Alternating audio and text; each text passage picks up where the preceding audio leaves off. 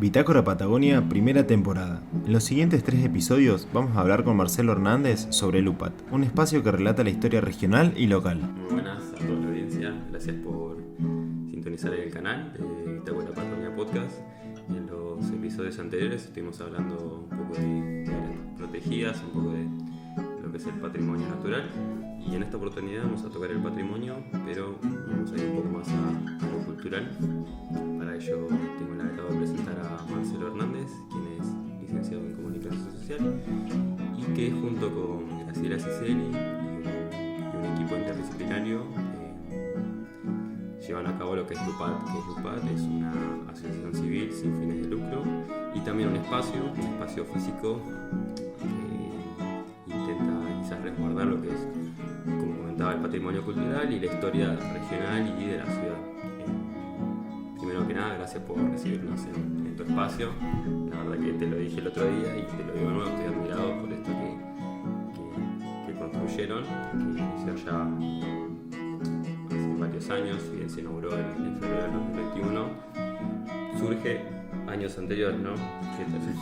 Bueno, buenas tardes.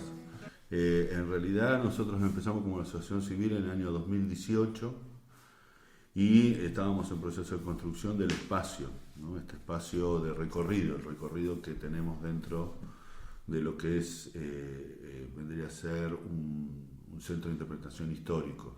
Hoy puede ser catalogado como museo porque ha cambiado la denominación de museo, entonces ingresamos en la categoría de museo. Pero prefiero seguir diciéndole también centro de interpretación histórico porque lo que está volcado ahí hay objetos que hacen lo museológico, hay planos, mapas, pero también hay mucho contenido histórico. Entonces, a partir de ahí, nosotros esta construcción la pensábamos en realidad en el recorrido que deberíamos hacer, para lo cual trabajamos en forma conjunta, nos dieron una mano muy importante el equipo museológico de la Municipalidad de Comodoro Rivadavia, que está en el Chalet Huergo, y ellos nos dijeron más o menos cómo teníamos que estructurarlo. A partir de ahí, entonces lo dividimos en 3 escalas, ¿no? Esas 3 escalas hacen de agrupamiento de la historia. Esas 3 escalas es una familiar, la primera micro, ¿no? La microescala familiar, donde se cuenta parte de la historia de una de las familias que es de Graciela Ciceli, y esto nos permite a nosotros también entrar con lo que mucha gente lo vivió. Esto lo vivido por muchos está en esta microhistoria familiar, si no es ajena a las mismas historias de otros. Lo único que cambia quizás son los lugares de donde vienen, los lugares donde se asentaron, pero las dinámicas, digamos, de las migraciones europeas o latinoamericanas, de los inicios y las migraciones internas, hacen que esas dinámicas de asentarse en un lugar y traer lo suyo y hacerlo acá suceden en las historias microfamiliares. Luego una segunda escala, que es la que fue mucho más trabajosa, nos llevó muchos años a Graciela Ciceli, 30 años trabajar la historia local, y a partir de eso, esa escala es la ciudad. ¿Y qué contamos? Contamos de sus inicios, del decreto que declara la ciudad el 23 de febrero de 1901 como día fundante, pero el primer asentamiento, el primer espacio fue el 26 de junio de 1900, ¿no? Esto uno analiza pleno invierno, 1900, venir y poner chapas en este espacio, Pietro Belli junto a otras personas, el vaquiano que lo guiaba, estuvo primero en Radatili 3 o 4 días, después volvió a esta zona para poner el puerto en ese lugar que hoy lo vemos nosotros, que es Punta Borja, que tenía el calado suficiente para que trabaje como puerto. Radatili tenía la expansión o las formas mucho más sencillas para asentar la ciudad, pero no tenía calado el lugar para que vayan los barcos. Entonces se buscó un nuevo lugar, y este lugar es aquí, lo que nosotros conocemos como Punta Borja.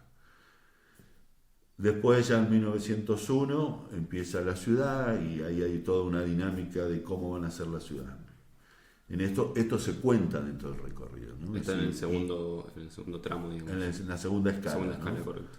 Y de varias fuentes, es decir, no trabajamos solamente con bibliografía que habla del tema, sino trabajamos con varias fuentes, ¿no? Las publicaciones de época, mapas, las ordenanzas, las reuniones del Consejo Deliberante, las actas, ¿sí? Todo eso constatado en forma permanente, la documentación, a partir de que hay otros relatos dando vuelta, entonces empezamos a trabajar la historia de otra manera.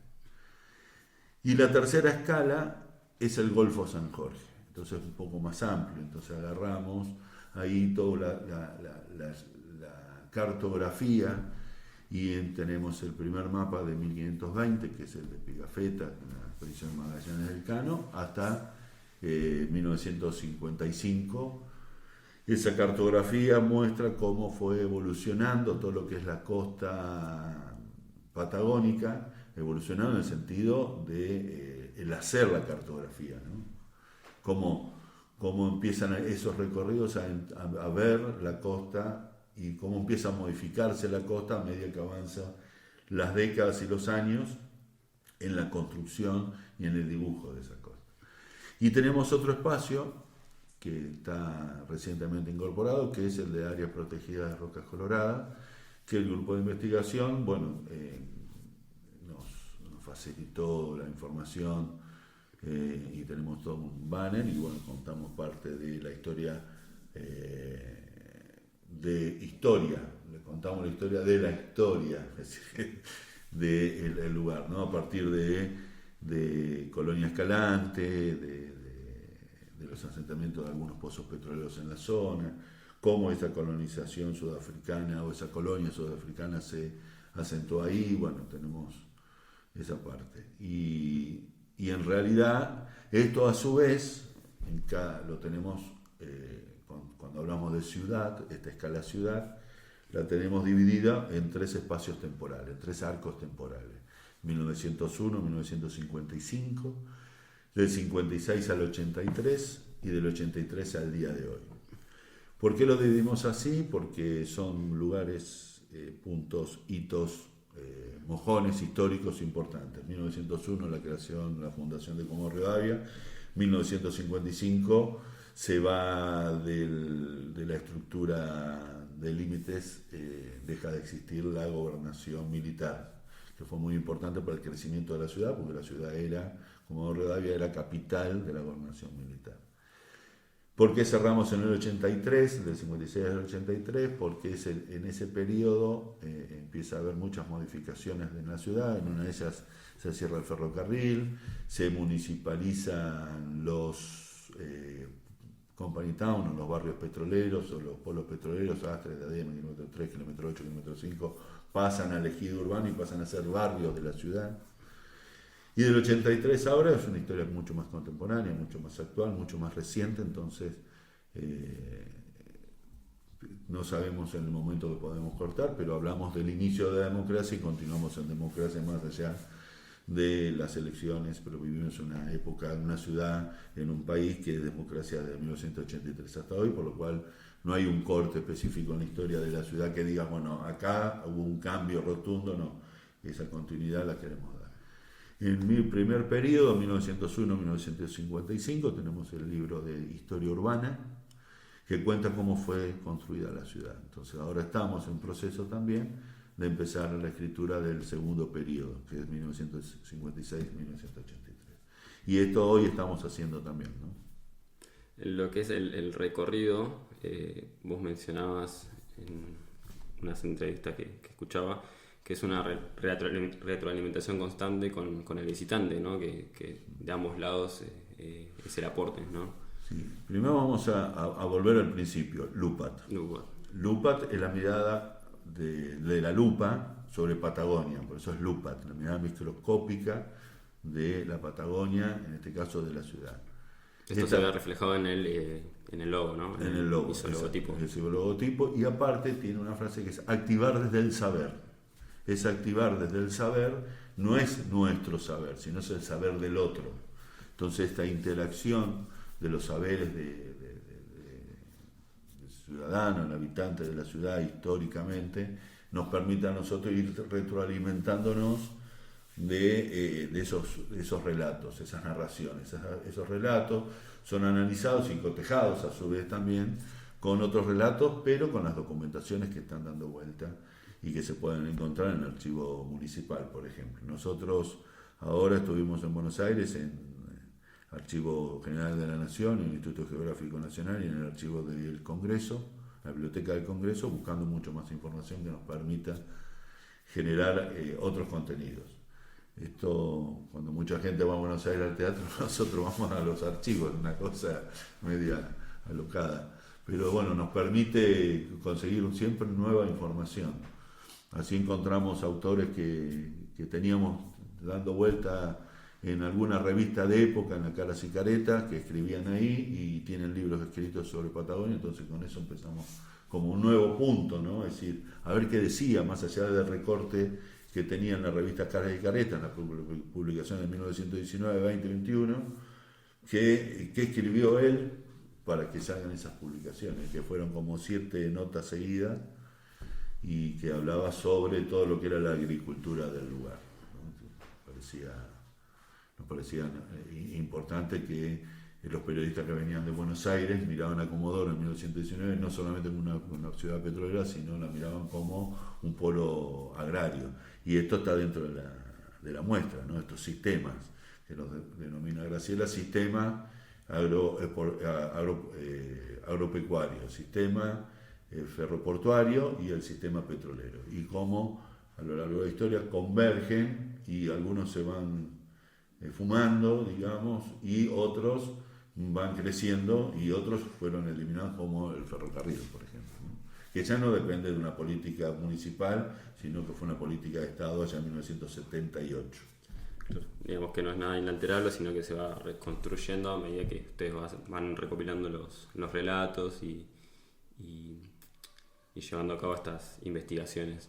Bueno, Lupat queda en kilómetro 12, ¿cuánto? 20, 25 minutos del centro. No, menos. Un día normal, común y corriente, con muy poco tránsito, puedes tardar 15 minutos en llegar, y los días que hay tránsito, con los horarios picos, y ya tardamos, como en cualquier movimiento de la ciudad de norte a sur, de sur a norte, tardamos un poco más, alrededor de 40 minutos a veces, o 20 minutos, como vos decís, 25. Sí.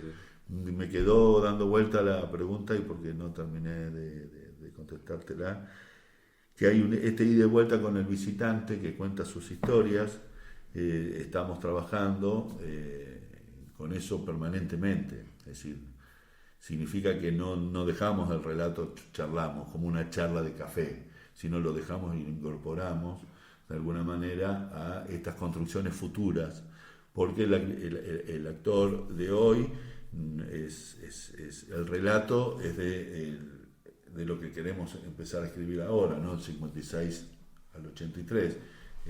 Hay mucha gente que tiene muchos relatos de esa época, porque no es muy lejos, ¿sí? Tenemos que trabajar con relatos escritos del anterior periodo, ¿no? Porque no hay relato vivo de 1920, 30 para acá, ¿no? Es decir, la primera parte se trabajó de una manera diferente que la segunda parte del libro, y esto, hay actores políticos que nos pueden dar muchos relatos de la década reciente, ¿no? ¿Y esto, el espacio se puede visitar? ¿Cómo? El espacio, acá tenemos 2 particularidades. Una, recibimos por turistas por un día, a veces ellos tienen recorridos, y en uno de los recorridos es Lupat, es decir, no Lupat solamente, sino que van a otros lugares, y Lupat sería uno de los puntos. Otra manera de poder venir a visitarnos es en forma particular, grupos familiares, y se hace a través de un pedido por WhatsApp de turno. Puedo ir tal día, y lo hacemos viernes, sábados y domingos. Y ahora estamos en los últimos 5 meses, 6 meses, empezamos a interactuar un poco más con las escuelas secundarias y el Instituto Superior de Formación Docente. Entonces ya hemos recibido grupos escolares. Aparte, también hemos trabajado con Secretaría de Extensión de la Universidad, con un proyecto que ellos tienen de emprendedores locales, hicimos 2 encuentros de economía y la parte legal de los emprendimientos, cómo deberían ser. Esos 2 encuentros los hicimos acá, porque prestamos el espacio para ese tipo de eventos en ese momento con acuerdos institucionales, ¿no? Y esto nos pareció que modificamos un poco el primer objetivo, que era que vengan a recorrer la muestra. Es decir, nosotros tenemos otros objetivos dentro de Lupa, que es la investigación, la capacitación y la escritura. Entonces, dentro de esos 3, nosotros estamos trabajando más fuerte por ahí con investigación y escritura, y tenemos la otra parte que tenemos pendiente para ir armando, que es la capacitación con instituciones escolares, por ejemplo. Tienen una presencia digital, ¿no? Una página web y redes sociales también. También tenemos Facebook, que sería la página, es Lupat Asociación Civil, y no sé si se llama página, ¿cómo se llama? Porque generamos la página, el perfil es Lupat Asociación solo. Y después tenemos www.lupat Comodoro, que es nuestra página web.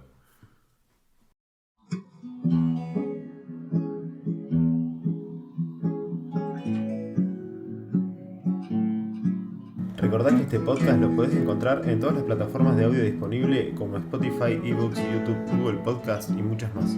No olvides seguirnos en nuestras redes sociales, @Bitácora Patagonia Podcast, y por contenido audiovisual en Bitácora Patagonia. Me gustaría hablar un poco de uno de los primeros segmentos de la visita, que es la microhistoria familiar, ¿no? ¿De qué consta este primer tramo? Este primer tramo, que es la microhistoria o la escala familiar o la microhistoria familiar, hay exposición de elementos, ¿no? El elemento está ahí.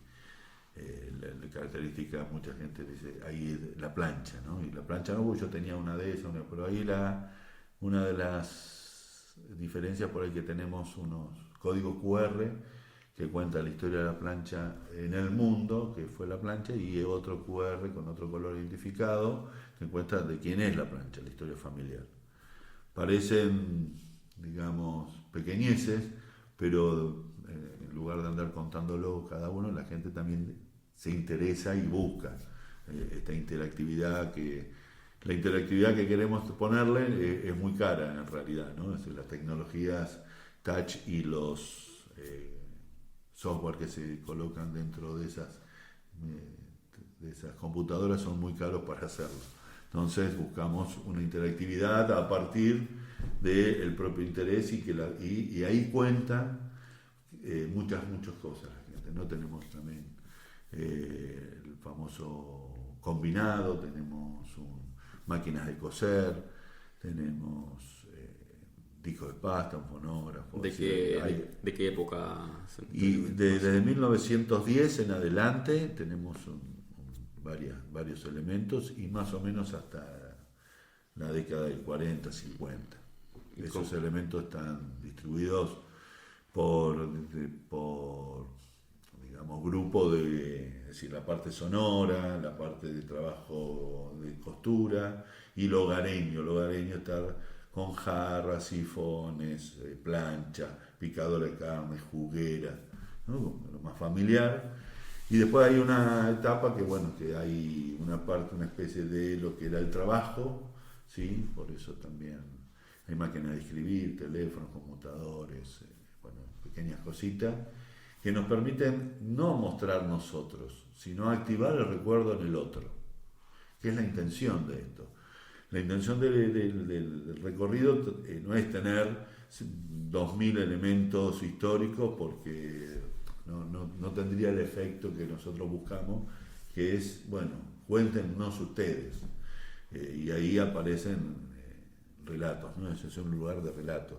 Y hay un escrito, que estamos trabajando en otros escritos, pero hay un escrito que es cómo llegó la familia de Graciela, lado paterno y materno, a Puerto Deseado, ¿no? Es decir, ese relato que está ahí, escrito muy sintético, pero muestra cómo la gente ha venido, esto es lo que decíamos antes, ¿no? Es decir, cómo ha llegado a Comodoro Rivadavia, cómo han llegado a la Patagonia.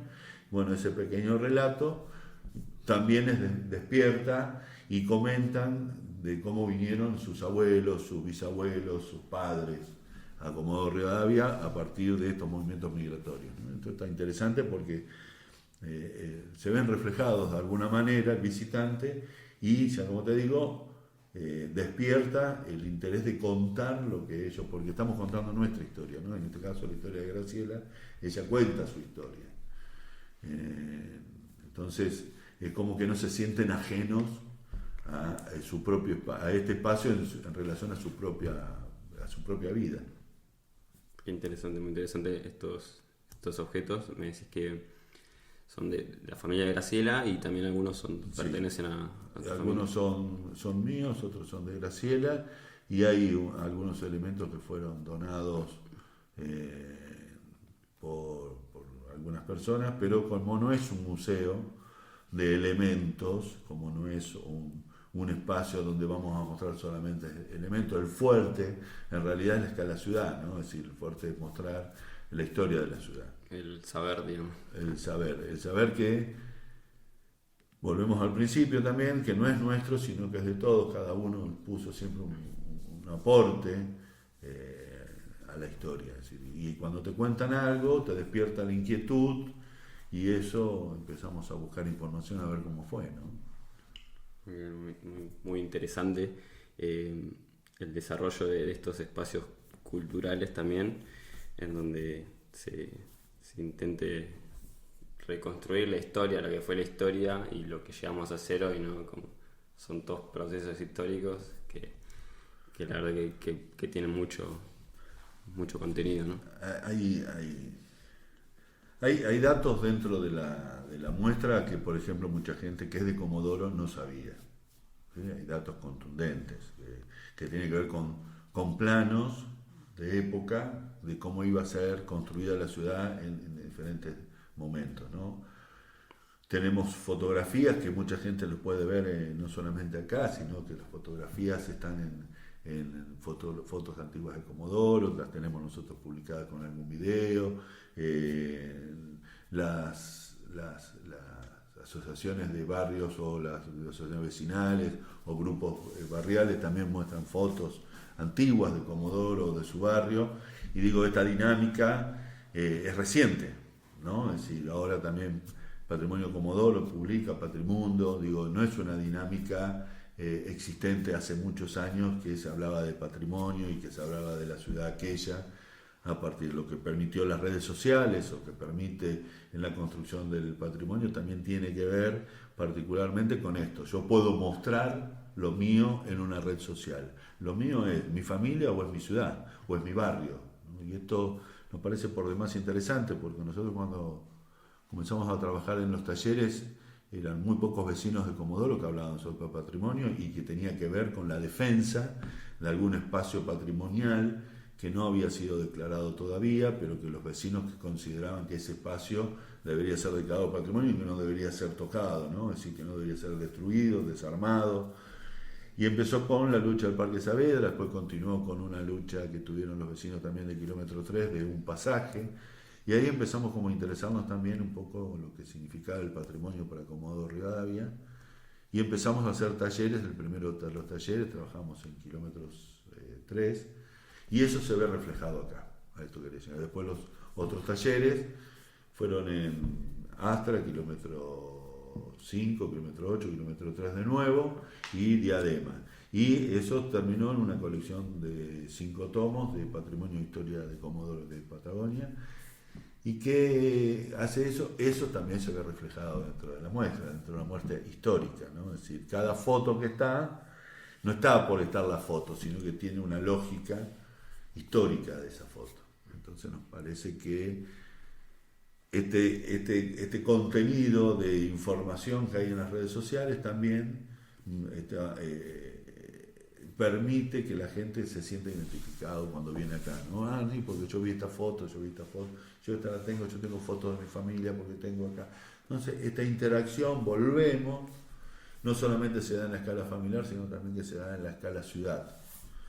Lo que por ahí es importante es que siempre, y vuelvo a insistir con esto, siempre hay un dato que despierta curiosidad en nosotros, de que el vecino, la persona que nos visita, nos comenta, ¿no? Muy bien. Quiero cerrar este episodio hablando un poco de la historia multipolar de la ciudad que comentabas vos, de que... Sí, ¿qué te referís? no vamos a dar muchos detalles porque el especialista en esto y te puede dar mucho más detalles que Graciela Ciceli, pero sí la construcción de la ciudad, como contábamos al principio, con esta división temporal de la ciudad. Comodoro Rivadavia era un ejido urbano muy chiquito, en principio fueron 100 manzanas, 10 manzanas por 10 manzanas. Tuvieron que readecuarla porque era un cuadrado perfecto, y cuando intentaron plantarla en la ciudad se encontraron que de un lado había un cerro, el Cerro Chenque, y del otro lado había un montón de agua, que es el océano y el mar argentino, ¿no? Es decir, entonces dijeron, no, acá no podemos plantar esta grilla cuadrada, que estaba pensada para el espacio como Radatili, por ejemplo. Entonces hicieron unos recortes y pusieron la plantilla. Ingeniero agrónomo que se dedicaba a eso era Policarpo Coronel, y vino con 1901 a plantar la plantilla. Y a partir de ahí dijeron, bueno, esto es Comodoro. En 1907, 8, 9, 10 empiezan a aparecer la explotación petrolera. En kilómetro 3, muy allá en el 21, se instala YPF y ya genera una ciudad, un nuevo pueblo, ¿no? Los historiadores algunos denominan Company Town, otros pueblos petroleros, pero el sentido es el mismo, ¿no? Se agrupa un montón de gente con, de a poco, todos los servicios, ¿no? Es decir, la recreación, el hospital, salud, recreación, escuela, trabajo y casa. Y así aparecen otras empresas como Diadema y Astra, la ferrocarrilera en kilómetro 8 y el ferrocarril que se instala en el kilómetro 5, pero con la misma dinámica de generar pueblos, ¿no? Esto, que tenían autonomía, que no dependían de la Municipalidad de Comodoro, y como no dependían de la Municipalidad de Comodoro, tampoco tributaban para Comodoro. Entonces, en toda esta zona, según los censos, había más habitantes que en el propio Comodoro, y tenían más cosas, ¿sí? Más elementos de ciudad y de pueblo que quizás Comodoro Rivadavia. Y recién, allá por los años 70, se empezó a hablar de la municipalización. Entonces pasaron a ser parte de Comodoro Rivadavia, estos barrios, que no eran barrios, perdón, estos pueblos petroleros pasaron a ser parte de Comodoro Rivadavia. ¿Y dónde estaban? Desparramados por todo el ejido urbano, que era nuevo, ¿sí? Porque no era el ejido urbano sino que era un ejido urbano nuevo, y en donde estaba en diferentes puntos. Y por eso hablamos de la multipolaridad de la ciudad de Comodoro Rivadavia, que como hay muchos polos, que son los barrios, ¿no? Es decir, no hay otra estructura, creo, ¿no? Que no hay otra estructura de ciudad que tenga tan desparramado, a pesar que con la población ahora, con la ocupación de espacios, a partir de planes de vivienda y estas organizaciones, se están como achicando las distancias, ¿no? Antes del kilómetro cero, que es donde está hoy el Museo Ferroportuario, la estación de trenes, al kilómetro 20 pasabas por kilómetro 3, seguías y después todo campo. Y hoy tenés todo lo que viste hoy, ¿no? 12, 13, 14, 16, 17. Hay mucho más población para esta zona norte. Si uno va hacia Diadema, ya ve que hay varias construcciones nuevas, pero a su vez hay loteos, ¿no? De cooperativas privadas. Entonces, en algún momento estos 27 kilómetros de diferencia, que era todo campo, quizás esté todo poblado, no sé, dentro de poco. Pero la multipolaridad es como que tiende a desaparecer. Hoy la vemos en el mapa que tenés ahí abajo, que es el mapa de la ciudad que construyeron en la Municipalidad de Comodoro Rivadavia, hasta el año 2018, tardaron de 2002 al 2018 en la construcción de ese plano, no mapa, plano de la ciudad.